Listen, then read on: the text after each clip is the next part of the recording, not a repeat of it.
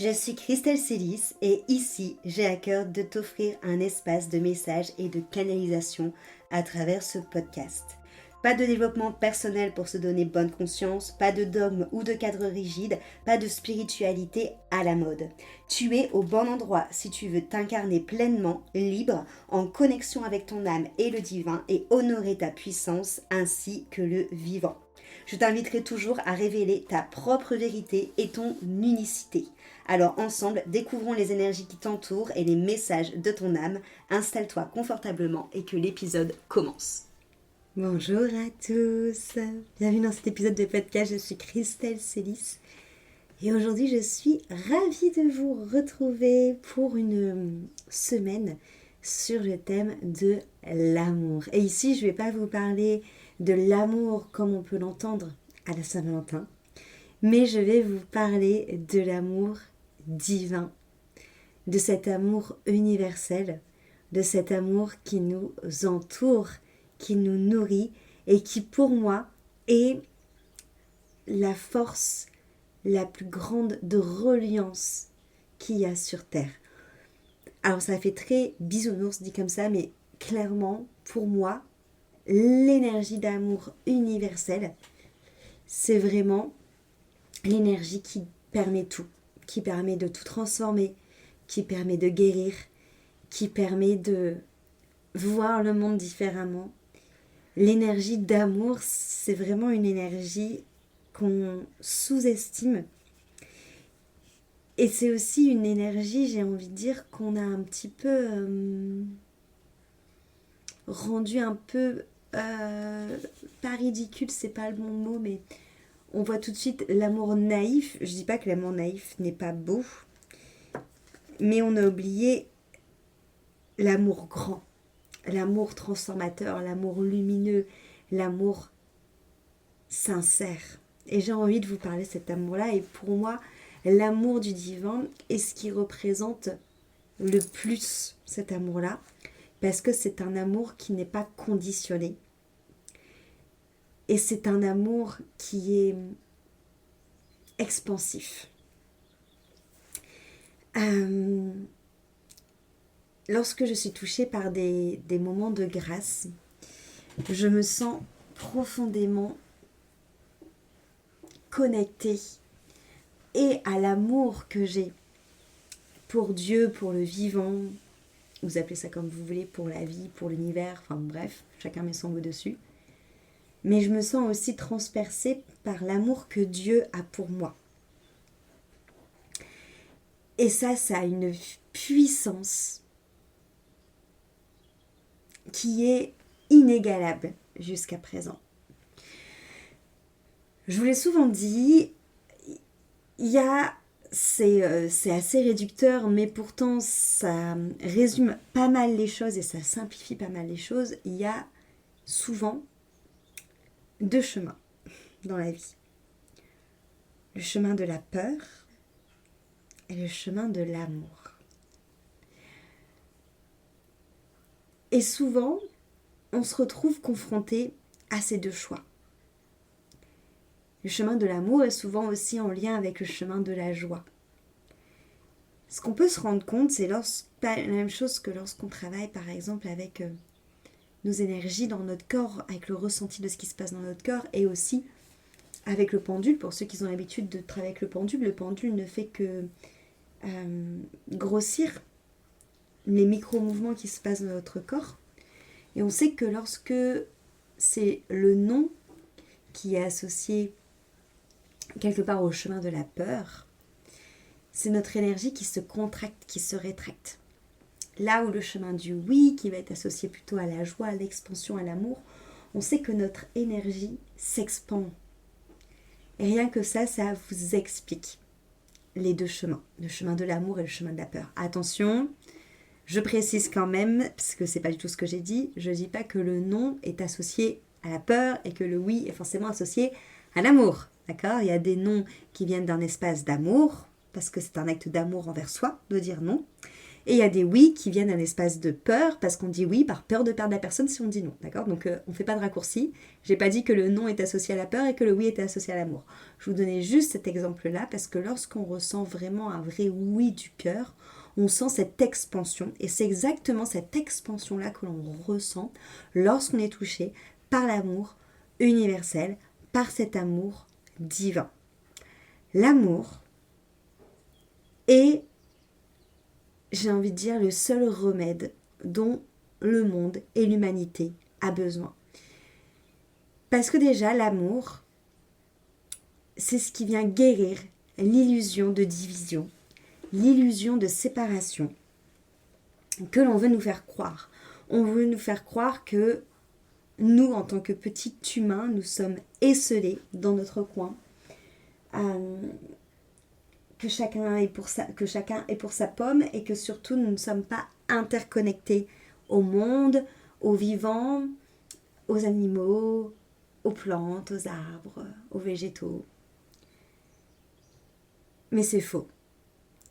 Et l'amour nous connecte à cette intelligence intrinsèque, à cette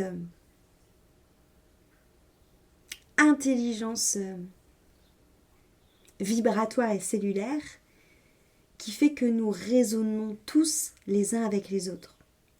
L'amour est un peu le ciment et un peu la colle et qui vient joindre toutes les parties à l'intérieur de nous et qui vient aussi nous joindre avec le vivant sur terre, mais aussi avec le divin qui est partout autour de nous également. Lorsque je vous parle d'amour, je ne vous parle pas forcément d'amour de vous avec un autre être humain, je parle d'abord d'amour à l'intérieur de vous. Lorsqu'on parle du shadow work, du fait de travailler sur ses parts d'ombre, du fait d'accueillir ses parts d'ombre, la médecine qu'on amène souvent sur ce travail-là, le regard qu'on amène souvent sur ce travail-là, c'est un regard d'abord de reconnaissance, un regard de consolation et un regard d'amour. L'amour, déjà dans un travail personnel de quête de soi, est le premier ciment pour venir réconcilier, considérer et harmoniser et donner la place à chacun des parts à l'intérieur de nous. L'amour a ensuite le même effet d'un point de vue collectif. Encore une fois, là, je ne parle pas du tout de l'amour couple, mais vraiment de l'amour universel.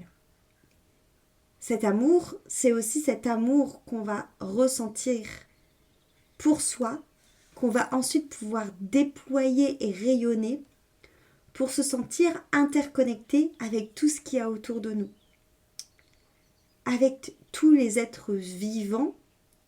Et encore une fois, quand je parle d'êtres vivants, je ne parle pas juste des humains, je parle aussi des minéraux, des végétaux et des animaux. Et à encore une lecture supérieure, l'amour est ce qui nous connecte à Dieu, au divin. Lorsqu'on se sent aimé de Dieu, c'est vraiment le plus beau amour qu'on peut recevoir. Tous les matins, lorsque je me réveille, j'ai une prière en araméen que j'aime beaucoup, qui signifie « Je suis bien-aimé de Dieu ». Et lorsqu'on se sent bien-aimé de Dieu, lorsqu'on vient dans chacune de ces cellules ressentir qu'on est aimé profondément par le divin, par le vivant, qu'on est interconnecté et qu'on est tous finalement un énorme cœur qui bat, et que au-delà d'être aimé de Dieu, on aime aussi profondément Dieu et le vivant, ça crée une fluidité, ça crée un équilibre entre le donner et recevoir, et surtout, ça nourrit la foi, ça nourrit le cœur, Et ça nous fait prendre conscience aussi que l'amour n'est pas quelque chose qui se mérite. L'amour humain, tel qu'on le connaît dans notre humanité, c'est un amour qui est très conceptualisé par notre société, souvent conditionné, souvent instable, souvent dépendant de l'extérieur. Ça n'a rien à voir avec l'amour dont je viens de vous parler juste avant, qui lui est infini et qui est sacré. Cet amour-là divin, c'est un amour qui ne juge pas, qui ne demande pas, qui ne fuit pas, qui ne pose pas de conditions. C'est juste un amour qui est et qui nous traverse. C'est comprendre que cet amour, il est là parce qu'on est digne de lui, mais on n'est pas digne de lui comme on l'entend avec notre mental d'humain. Quand je vous dis que vous méritez l'amour, que vous êtes digne d'amour, c'est pas parce que vous avez fait quelque chose. C'est pas parce que vous êtes une bonne personne qui rentre dans les cases. C'est pas parce que vous êtes là où les attentes et les projections des gens vous attendent. Vous êtes digne d'amour, tout simplement parce que vous êtes sur Terre. Tout simplement parce que vous êtes cette âme incarnée qui est en train de vivre son expérience sur Terre. Vous êtes méritante d'amour tout simplement parce que vous êtes création de Dieu, création du vivant, tout simplement parce que vous êtes un fragment de Dieu, parce qu'on est tous un fragment de Dieu parce que Dieu est en nous, le vivant est en nous. Vous méritez l'amour tout simplement parce que vous êtes l'émanation de Dieu du vivant. Et il n'y a pas besoin de conditions. Juste le fait d'être sur Terre,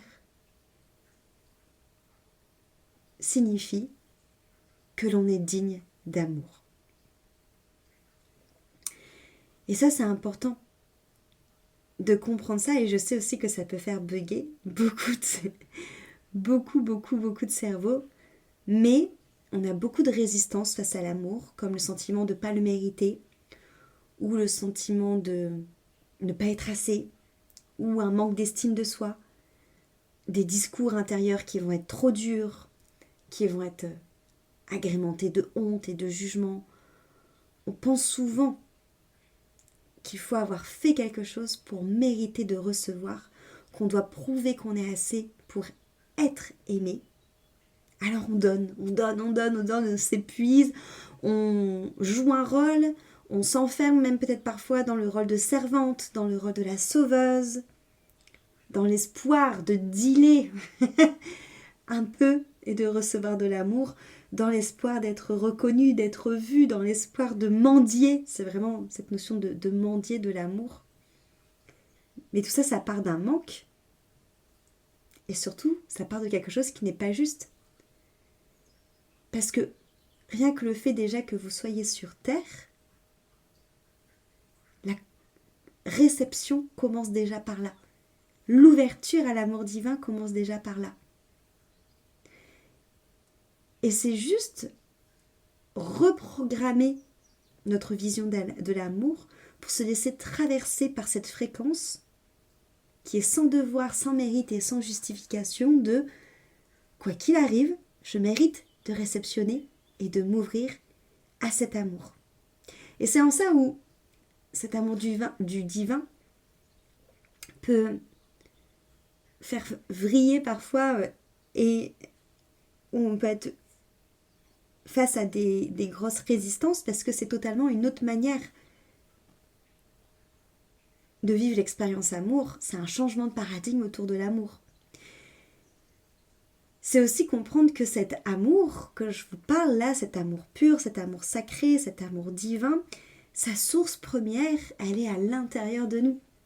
Moi personnellement, cet amour-là, je l'entretiens tous les jours lorsque je suis dans mon espace sacré, en train de méditer, en train de respirer, en train de faire des rituels, en train de prier, lorsque je suis en connexion avec le vivant, avec Dieu, avec mon âme, avec mon intériorité, avec moi. C'est comprendre que cet amour divin, il faut arrêter de le chercher à l'extérieur. On ne vient pas combler une quête d'amour en voulant à tout prix se mettre en couple, en allant quémander l'amour de ses parents, de ses amis ou de X, Y ou Z. On vient vivre l'expérience amour, déjà sans rien faire, parce que comme je viens de vous le dire, le fait déjà d'être sur Terre, vous méritez de recevoir l'amour. Donc même le fait de dire on vient vivre l'expérience amour, c'est pas juste, mais on s'ouvre à la réception de l'expérience amour, déjà quand on prend le temps de venir à l'intérieur de nous. Et c'est là aussi où c'est challengeant, parce que c'est pas facile d'aller à l'intérieur de soi. Parce que lorsqu'on va à l'intérieur de soi, ça nous amène aussi à aller voir toutes les parts de nous qu'on n'a pas aimées. Toutes les parts de nous qu'on a mis de côté, toutes les parts de nous qu'on est honteuses, toutes les parts de nous qu'on a jugées, toutes ces parts d'ombre, toutes ces peurs qui sont les premières parts de nous qui méritent notre amour. Comment est-ce que vous voulez que l'extérieur vous donne de l'amour pour panser vos blessures, pour guérir toutes ces brèches, pour prendre soin des parts honteuses, jugées, non méritantes, si vous-même vous n'êtes pas capable de le faire? La première personne qui est la mieux placée pour vous aimer, c'est vous. Et c'est aussi souvent la personne qui ose moins le faire parce que c'est celle pour qui c'est le plus dur. Du coup, on cherche à l'extérieur, on mendie de l'amour à l'extérieur parce qu'on espère que l'autre verra en nous la beauté que nous, on n'arrive pas à voir de nous-mêmes. On espère que l'autre voit en nous le pourquoi on mérite de l'amour alors que nous, on ne voit pas nous-mêmes de pourquoi on mérite de l'amour. Tu te rends compte que c'est pas juste. Et surtout, tu peux pas avoir de relation saine avec l'autre, de relation sans pression, d'amour sans condition, si déjà toi-même, tu es la première personne à mettre de la condition, même si c'est inconscient. Parce que souvent, là, je vous dis ça, vous m'écoutez, mais vous n'avez même pas conscience que vous mettez cette condition-là. Un amour sain, un amour pur, c'est un amour où la personne est déjà en train de s'aimer soi-même. C'est un amour où la personne a déjà été voir ses zones d'ombre, ses hontes, ses jugements, ces endroits où elle se sent pas méritante et où elle y a déposé la conscience, la présence, la réconciliation, la douceur. Et tout ça, c'est avec l'énergie d'amour. Je pense sincèrement qu'être incarné sur Terre, c'est un peu avoir, j'ai envie de dire mission, c'est pas le mot que j'ai envie de dire, mais c'est le seul qui me vient, mais que quand on est incarné sur Terre, on a comme il nous est demandé, on va dire c'est comme ça, il nous est demandé de reconnecter avec cette énergie d'amour. Parce que notre incarnation sur Terre en tant qu'âme, c'est vraiment un défi de se rappeler de cette énergie d'amour. Parce que on est direct dans la division et la séparation. Lorsqu'on est, on est en fusion avec notre mère, on est dans le ventre de notre mère. Jusque-là, c'est tout à fait normal, vous allez me dire, parce que c'est... Mais de toute façon, on se rend compte que la spiritualité et la science sont très très proches et scientifiquement parlant, c'est normal qu'on soit dans le ventre de notre mère pour être formé. Mais l'arrivée dans le monde est assez violente. On sort de notre cocon, de notre fusion avec notre mère, où on est dans le ventre, au chaud, de manière assez intense. Et pendant plusieurs années qui suivent, le nouveau-né a besoin d'être proche de sa mère pour continuer à sentir cette fusion et pour pas avoir cette sensation d'être séparé. Et ce que l'on vit déjà en tant que bébé, notre âme le vit aussi avec le divin. On est une âme qui fait partie d'un tout. On fait toujours partie d'un tout, même quand on est incarné. C'est juste que lorsqu'on arrive dans la matrice de l'illusion de matière, comme j'aime l'appeler, c'est comme si on devenait amnésique. Amnésique de cette fusion. Et on a, tout comme le bébé qui défusionne d'un coup avec sa mère, notre âme défusionne en apparence, parce que c'est pas vrai, mais c'est là justement toute cette mission, défusionne en apparence du divin, de l'univers, du grand tout, appelle ça comme tu veux. Dès le début, il nous est amené à expérimenter cette séparation, cette division, qui n'est que illusion. Ça fait partie de l'illusion de la matière. Et comprendre que, en tant qu'âme incarnée, on doit renouer avec cet amour, renouer avec cette unité. Ça fait partie vraiment, je pense, des plus grands apprentissages que l'homme doit capter. Et cette division, cette séparation, on la retrouve dans tout plein de domaines. Diviser pour mieux régner, on voit bien que c'est ce qu'on nous amène, c'est ce qu'on nous pousse à faire. On nous pousse à être des clans, on nous pousse les uns contre les autres. Même les religions, qui sont censées être le découlement des textes sacrés, nous poussent à la division. Sauf qu'à aucun moment, dans les textes sacrés, on parle de division, on parle de séparation. Bien au contraire, dans les textes sacrés, plusieurs fois, il nous est invité à réfléchir par nous-mêmes et à comprendre qu'il y a une seule chose qui relie tout ce grand miroir où chacun a un fragment, c'est l'amour. C'est pour ça que je vous dis que pour moi, l'amour, c'est le ciment de notre humanité. Et quand je dis humanité, je ne parle pas de l'humain. C'est différent. L'humanité, c'est ce qui fait de nous des êtres empathiques, dotés d'un cœur. L'amour est le ciment de l'humanité. Et l'amour n'a pas besoin d'être mérité. Et ça commence par là déjà l'enseignement. On ne peut pas directement vouloir comprendre qu'on est tous reliés et que, encore une fois, quand je dis qu'on est tous reliés et qu'on va vers l'unité, ça ne veut pas dire que notre individualité n'est pas prise en compte, bien au-delà. Et c'est là mon propos. C'est que pour aller vers le collectif, vers cette unité, il faut d'abord aller vers l'individuel. Il est important de d'abord marcher à l'intérieur de soi, de d'abord aller dans cette quête de soi, de d'abord venir mettre de l'amour à l'intérieur de soi, de retrouver d'abord cette unité, cette présence, cette cohésion d'équipe à l'intérieur de soi avec toutes nos parts, avant de direct aller vers l'extérieur. Et c'est pour ça qu'en soi, c'est pas logique que tu ailles chercher l'amour à l'extérieur avant même de l'avoir cherché à l'intérieur de toi. Et c'est quand tu as trouvé cet amour à l'intérieur de toi que là, tu peux aller vers l'extérieur pour goûter aussi à cet amour universel, à cet amour ciment avec tout le vivant et ciment avec Dieu. C'est comme des poupées russes en fait. Il faut aller par étapes. Et la première étape, c'est d'abord de comprendre que soi-même, en tant qu'individu,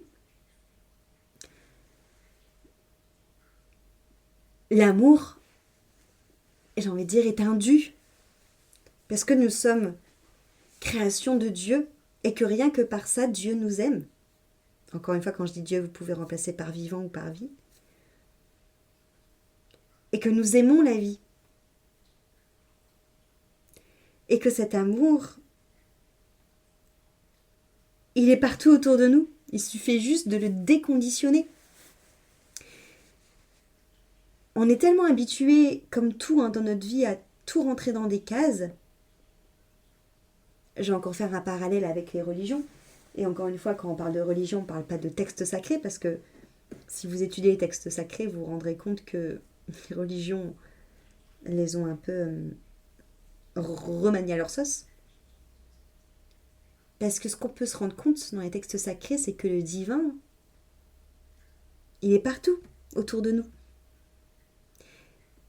Et toutes les croyances ou les religions, peu importe, quand je parle de religion, je ne vise pas forcément les religions monothéistes, je vise toutes sortes de religions.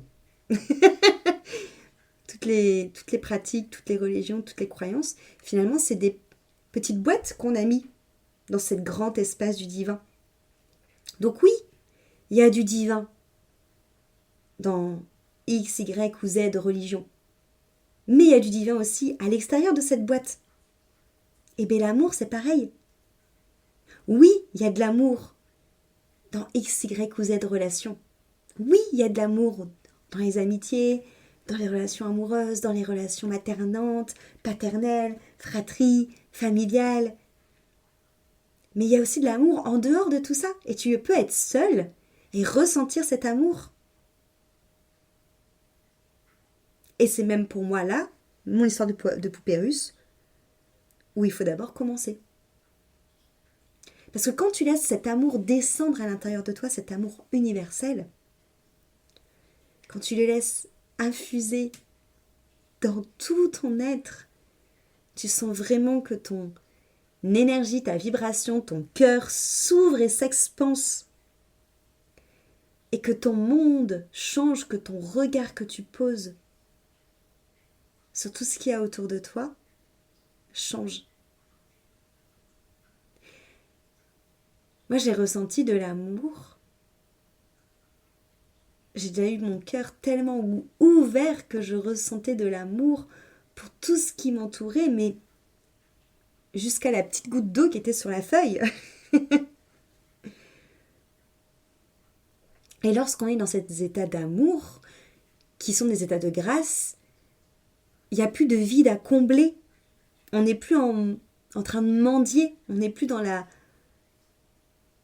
mendicité, je ne sais pas si ça se dit mendicité affective. On n'a plus besoin de fuir, de protéger, de s'agripper, de restreindre, de conditionner. Parce qu'on se sent relié, nourri, et on est, au-delà d'être nourri, dans un cercle vertueux de donner et recevoir d'une source inépuisable d'amour divin. Et c'est pas un amour extérieur. C'est un amour à l'intérieur de toi, qui se cultive, qui t'ouvre à cette fréquence pure. Donc marcher sur le chemin de cet amour inconditionnel, cet amour divin, c'est finalement marcher vers soi. C'est accepter de commencer par soi.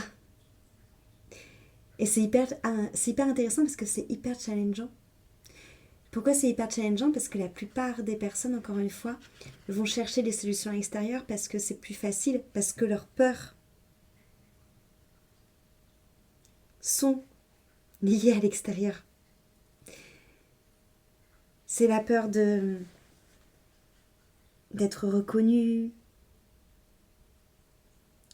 la peur d'être entendu, d'être vu, la peur d'être exposé pour qui on est réellement, la peur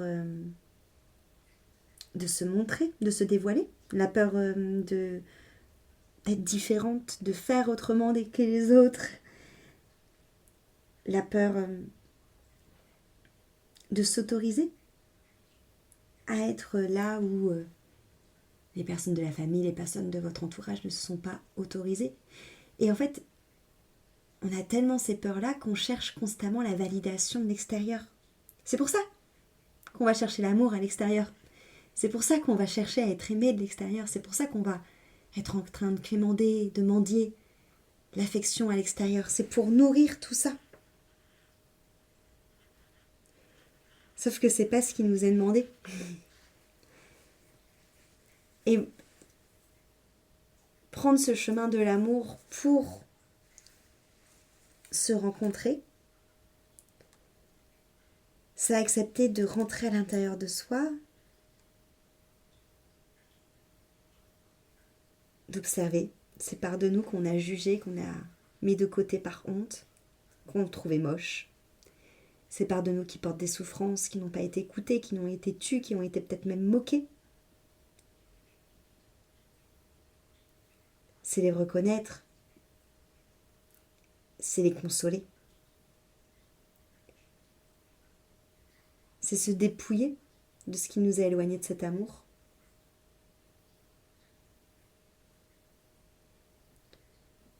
Pour permettre à cette énergie d'amour universel de réconcilier, d'harmoniser, de guérir, comme un baume, de s'appliquer partout à l'intérieur de soi, pour comprendre que ce qui nous éloigne de l'amour divin, c'est souvent parce qu'on s'enferme dans la personne que l'on croit être. Et cette personne que l'on croit être, on va à tout prix qu'elle soit validée et aimée de l'extérieur. Mais qu'est-ce qu'il en est de la personne que vous êtes vraiment ? Est-ce que cette personne-là, elle est aimée ? Pas de l'extérieur, je m'en fous. Est-ce qu'elle est aimée de vous ? Donc ce chemin vers l'amour divin, c'est aussi se poser la question de qui je suis. Est-ce que c'est la personne que je crois devoir être ? Et que pour être sûre que je dois être cette personne-là, je suis tout le temps en quête d'amour, de validation, de vouloir mendier, de vouloir recevoir l'amour de l'autre pour être sûre que je suis sur le bon chemin et que je suis bien la personne que je crois que je dois être ? Ou est-ce que je laisse tomber tout ça et que je décide tout simplement d'être ce que je suis vraiment et de m'aimer ? Parce que le fait d'être, je mérite tout simplement déjà de recevoir l'amour, rien que pour ça. Et de laisser circuler cet amour à l'intérieur de moi. Je serais très curieuse de recevoir vos réponses par rapport à cette question. Est-ce que je suis la personne que je crois devoir être et que je cherche l'amour et la validation de l'extérieur pour être sûre que je suis sur le bon chemin ? Ou est-ce que je suis vraiment qui je dois être et je m'aime pour ça ? Et c'est ok même si je ne suis pas aimée par l'extérieur. Je serais très heureuse de vous lire ou de vous entendre, donc n'hésitez pas à qu'on puisse échanger, que ce soit sur Instagram, en message, ou par mail, ou par commentaire de ce podcast. Merci beaucoup pour votre écoute, et de toute façon c'est un fil rouge qu'on va démêler toute la semaine, l'amour, donc j'ai encore plein de choses à vous dire autour de ça, parce que c'est vraiment fondamental, et il y a plein de subtilités à mettre en lumière. Donc on se retrouve jeudi pour un nouvel épisode. Merci beaucoup pour votre écoute. Cet épisode t'a plu, pense à lui laisser une jolie note sur ta plateforme d'écoute de ton choix et aussi de le partager aux personnes à qui il pourrait être utile.